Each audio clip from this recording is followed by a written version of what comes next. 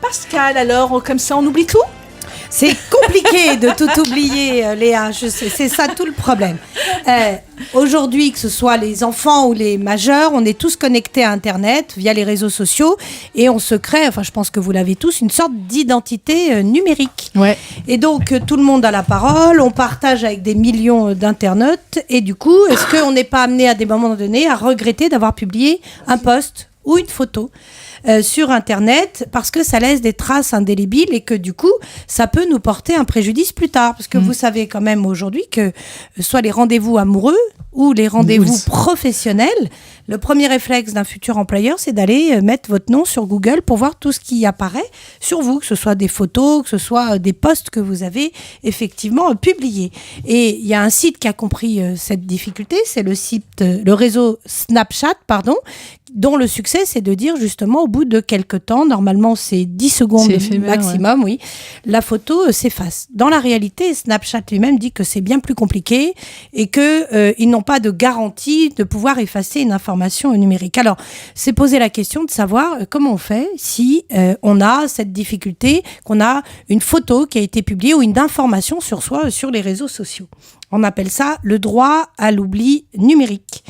C'est complexe. Est-ce que vous avez déjà eu cette problématique ? Non. Non, moi j'ai rien eu de compromettant sur mes... Non, mais que vous connaissez même par des personnes interposées, c'est pas forcément personnel. Non, c'est ce que une fois je t'en avais parlé. C'était une chanteuse, je sais plus laquelle, qui avait pu, enfin quelqu'un a publié une petite vidéo d'elle et donc il avait fait partir, qu'il avait fait enlever et on avait toujours accès par d'autres réseaux interposés. C'est très compliqué. Ça c'est très très très dur. Hein. Très compliqué. On va y revenir, mais effectivement, en réalité, c'est extrêmement difficile. Ce qu'on appelle le droit à l'oubli, c'est 3 choses. C'est l'opposition, le droit à l'opposition, dire ça, je ne veux pas que ça soit publié.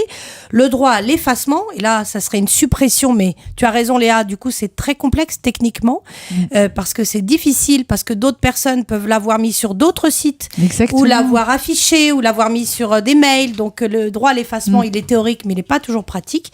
Et le droit au déréférencement, c'est-à-dire quand on tape un nom, peut apparaître une information, on peut demander à pouvoir éviter et donc obtenir ce déréférencement. Alors la France a évolué sur ce point.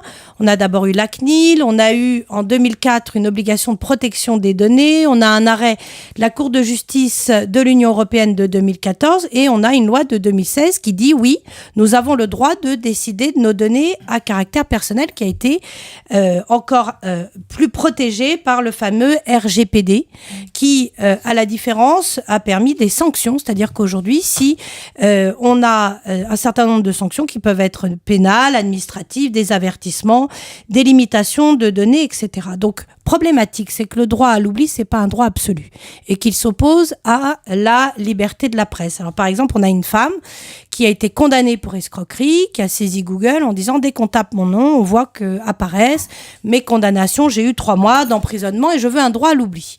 Le tribunal de grande instance de Paris avait dit oui et la Cour de cassation a dit pas du tout. En demandant à Google de supprimer cette information, on excède les restrictions qu'on peut apporter à la presse. C'est la liberté d'information. Donc c'est au cas par cas. Et c'est très compliqué, oui. Ouais, c'est dur. Et justement, admettons qu'il y ait une photo sur Internet ou quoi, avec 2 personnes, une qui voudrait avoir accès à cet oubli et l'autre non, ça la favorise. Comment on peut résoudre le problème ? Il faut écrire à Google qui a fait des formulaires type de droit à l'oubli et il prend des critères. Et c'est Google qui va apprécier les critères. Donc c'est complexe. C'est-à-dire parce que s'il y a une personne, ça a l'avantage et l'autre non, complètement. Et qu'elle veut véritablement que cette photo reste, ça pose un problème. Alors que l'autre, c'est un préjudice. Ah oui, mais le droit à l'oubli n'est pas absolu. Ah, et donc les critères, c'est effectivement, est-ce que c'est une personne publique ? Par exemple, est-ce que c'est un mineur ? Est-ce que les données sont exactes ? Est-ce qu'elles sont pertinentes ? Est-ce que l'information est sensible ? Est-ce que l'information est toujours d'actualité ? Donc, elle va prendre dans quel contexte ? C'est pour ça que tu me poses cette question. Oui. Cette information est donnée.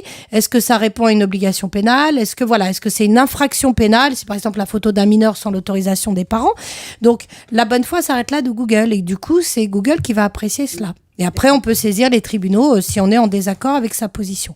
Mais c'est effectivement en pratique très complexe. Et c'est vrai que ça fait peur parce que quand on voit que dans la vie privée ou professionnelle, c'est le premier réflexe qu'on a, on se retrouve parfois confronté à ces difficultés.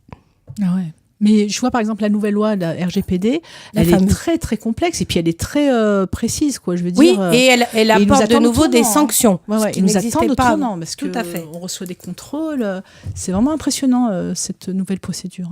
Tout à fait. Voilà, un peu technique, hein, mais bon, affolant. Parfois affolant. Ouais. Alors, est-ce que tu connais Omer Adam, le chanteur? Non, tu connais pas? Javier Rochelar, il va chanter. Tu sais ce que ça veut dire? Tes copines, c'est nous. Alors, à tout à l'heure sur RJN. Shabbat Shalom.